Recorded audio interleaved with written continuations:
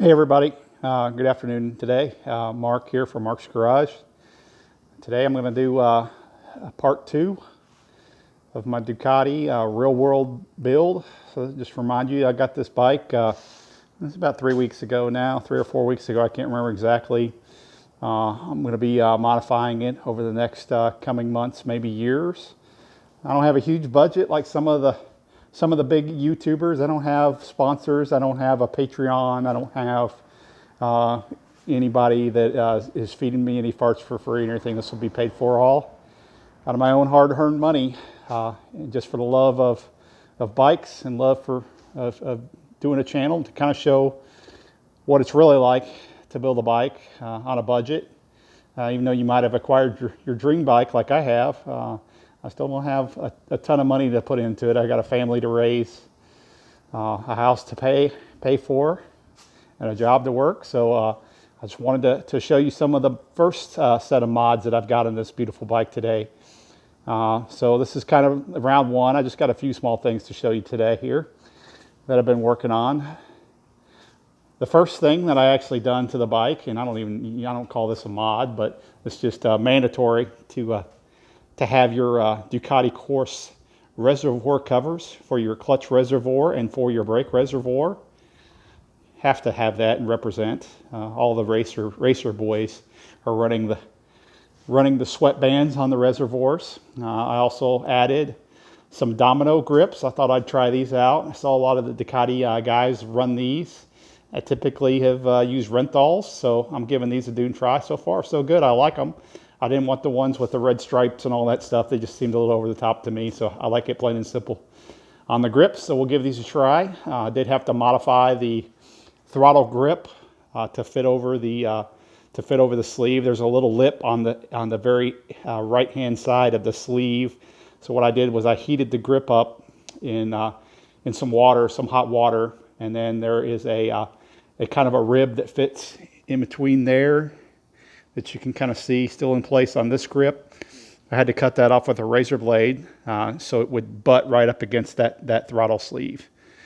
Another thing that I did here that I'll show you shortly is I installed Ducati spacers, throttle spacers. So this bike has an electronic throttle. It's throttled by wire, so there's not cables to adjust like on some of my old school bikes here, where I can go in and just adjust the free play with a cable. So there was a guy, he's a YouTuber as well. He makes some pretty good videos. He's out in California, my old stomping grounds. And he created these spacers that fit over 2 little nubs inside your throttle. Very easy to install. Anybody, even if you're not mechanically inclined, can figure that out. And what it does is it really tightens up this throttle and tightens up the free play. And in fact, I'm a little worried now because there's almost no free play in it. You really want a little bit of free play in your throttle, but now there's almost none. But everyone raves by it. I'll give it a try and see how it works. It does feel quite a bit more precise on the throttle, so I will give it that. The next thing I want to talk about is these bikes have some huge KC10 extender tanker fender on the back with the license plate. It hangs out literally past the back tire.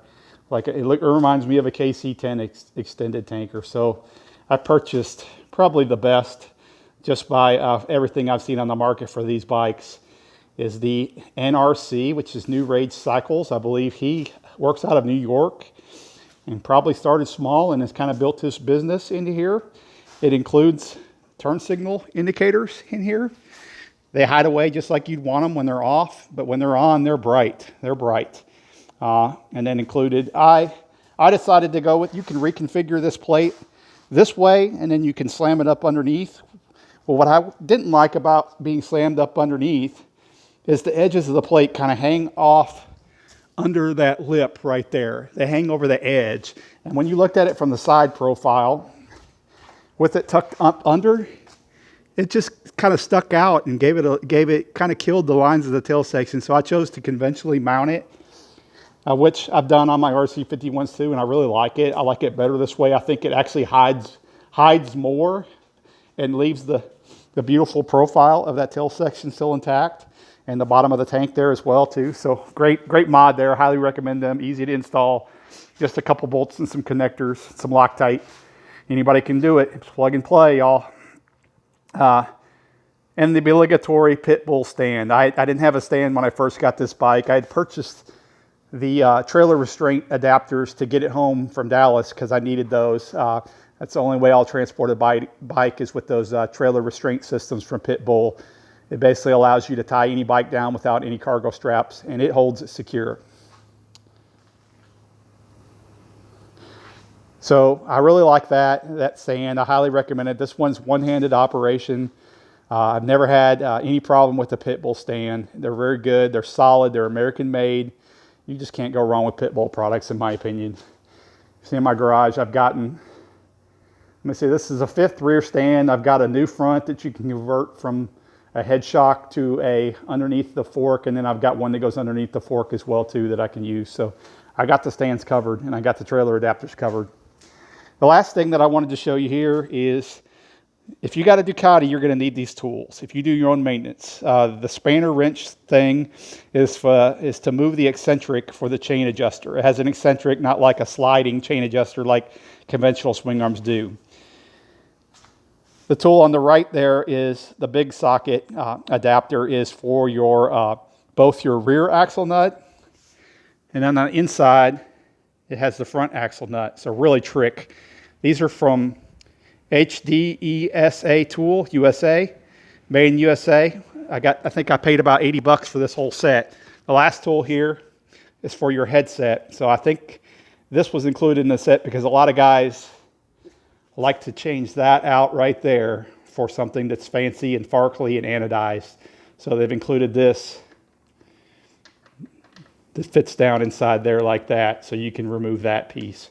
Cool addition. Something maybe I would have needed, maybe I wouldn't need it, but now I got it. I definitely am ready to go. This is basically part 2 of my mods. Stay tuned to my YouTube channel for more. Like, click, and subscribe. Share with your motorcycle friends. Like I said, I'm just a guy making videos in my garage. No sponsors, no Patreon, nothing like that. Just having fun, taking inspiration, and working on the bikes.